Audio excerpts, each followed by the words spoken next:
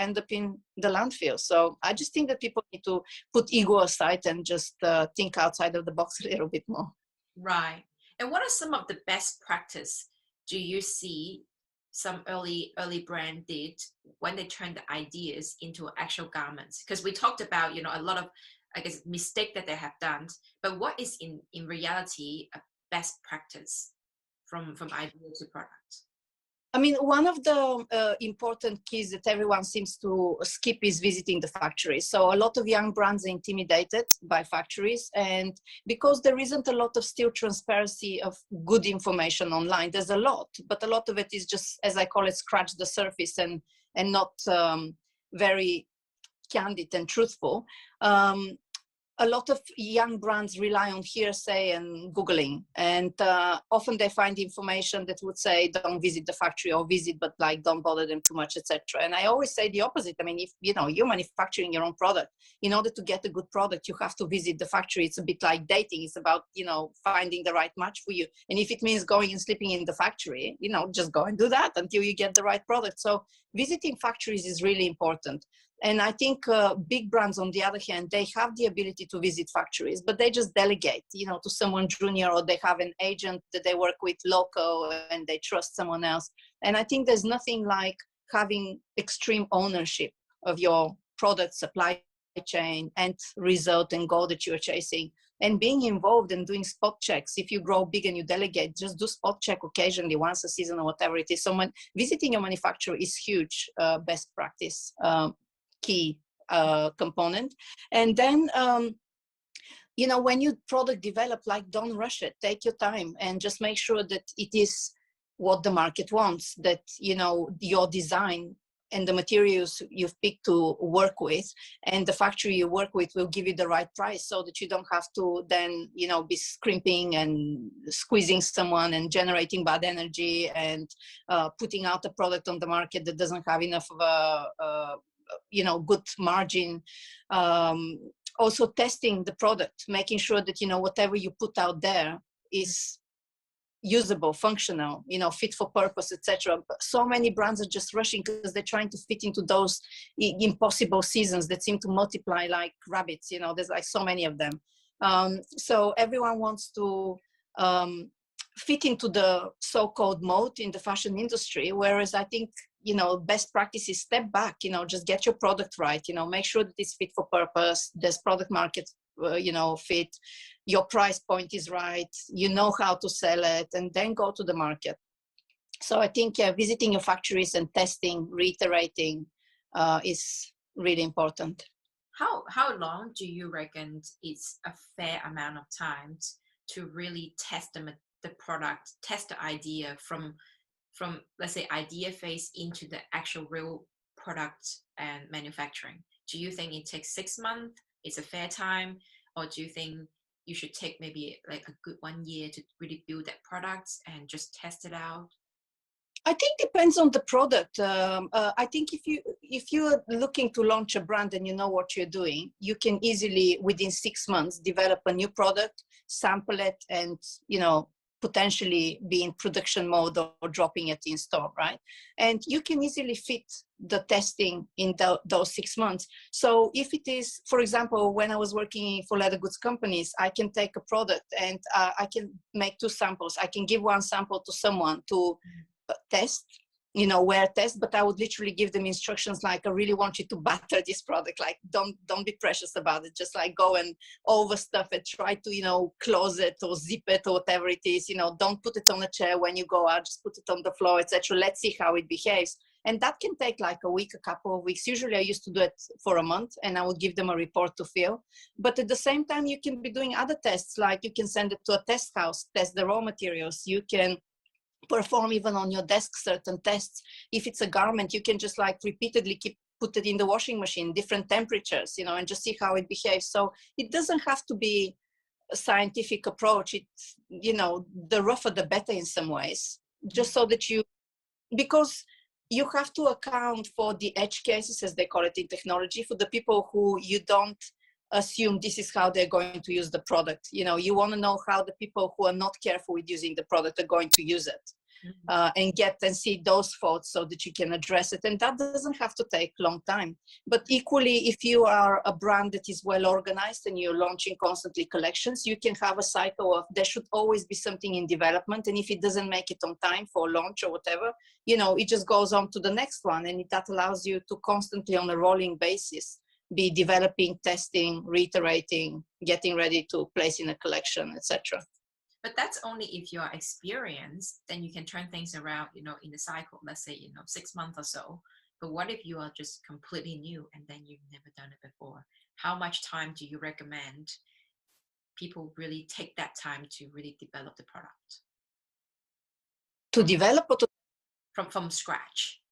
If you're completely new to the industry, it can take whatever it would take. Depends on how much time you allocate, depends on whether you work with the right people or not. So many people, when they're starting out, they either want to develop it for free and just they're scrounging for free advice, which ultimately leads them to mistakes, which take them time and money.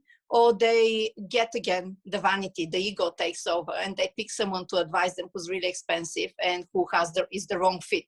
I was recently speaking to a potential client who in the end did not become a client because she had run out of money. She had spent all her money, a hefty amount of money, to work and consult with someone who was ex-Burberry, who created these big spreadsheets for her with all kinds of formulas, etc. And the woman did not know how to operate the spreadsheet. And in fact, she had deleted some formulas. The minute it was handed over to her, it did not work.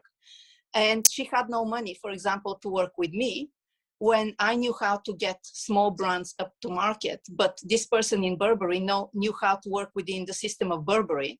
Yeah.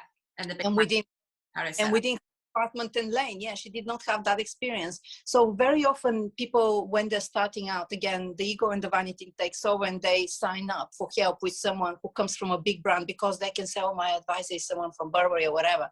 But they don't get the help that they need because this person is not experienced at their stage of business where they are. Mm-hmm. So that means that they would take longer. So I've seen people that it's taken them a few years. And equally, I worked recently with someone who we literally from zero, from meeting, I have an idea.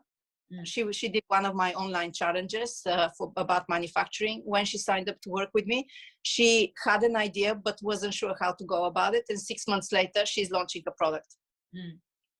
So that's I would say that it takes at least minimum 6 months if you have someone helping you, a year if you don't, but you have good advice to follow, and way longer if you make mistakes. Yeah. Oh, wow. That's fantastic. I have to share the good resources around for brands that actually need your expertise. So what are some of the most important steps in product development that should never be missed from your perspective? Sampling. I mean, visiting a factory, sampling. Yeah, if sampling is expensive and people try to cut corners, but don't allocate a budget for sampling and figure out how you're going to reimburse it down the line.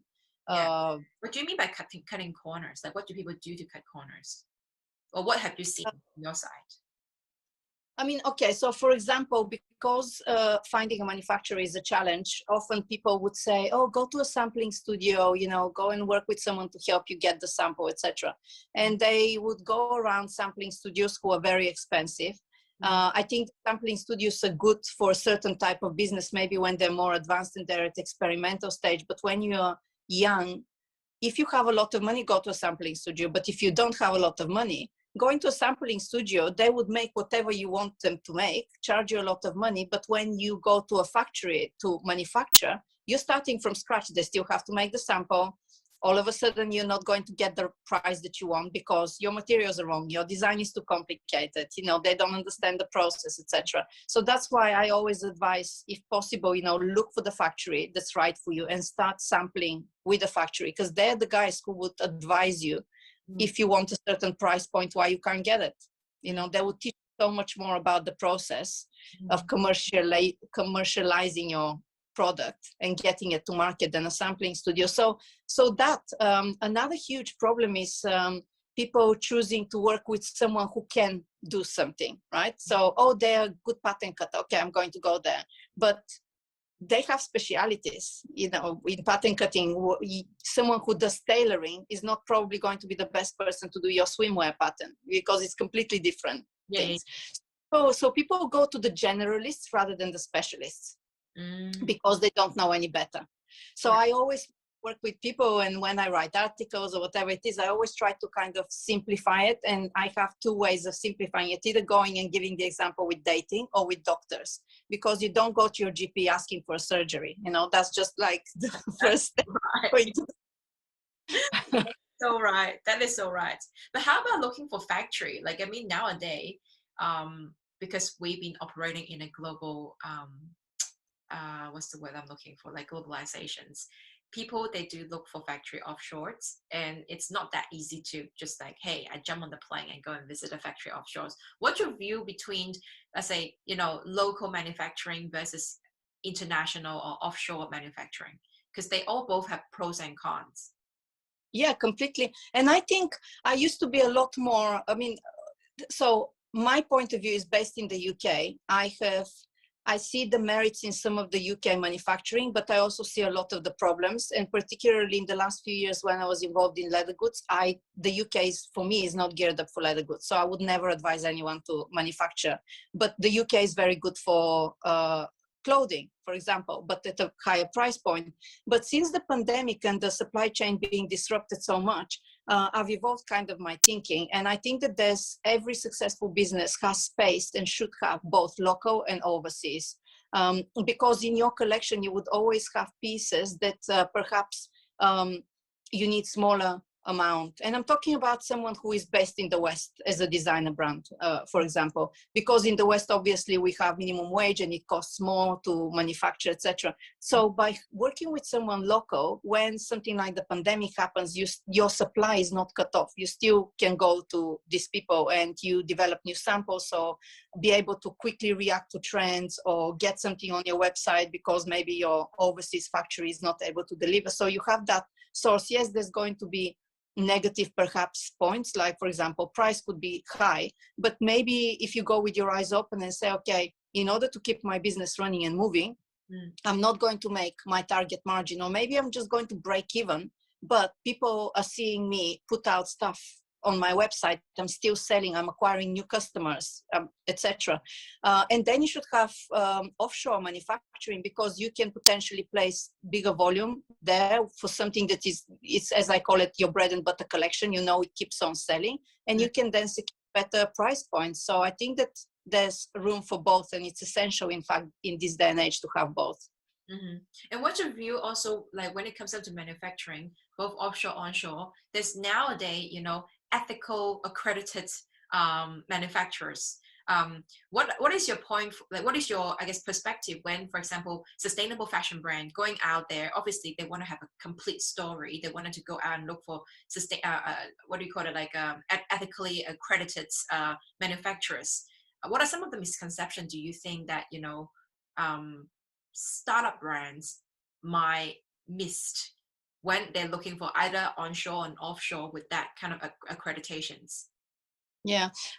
Well, the biggest misconception, well, it's not even a misconception, the biggest obstacle to emerging brands, new brands, startups, etc., finding an ethical and sustainable factory is that they don't understand that the labels and accreditations they're looking for cost money to the factory. So in order for a supplier, to get these accreditations, they need to be of a certain size, not in order to reach the requirement of the accreditation, but in order to have the financial power to buy these accreditations, because it means making changes to their premises,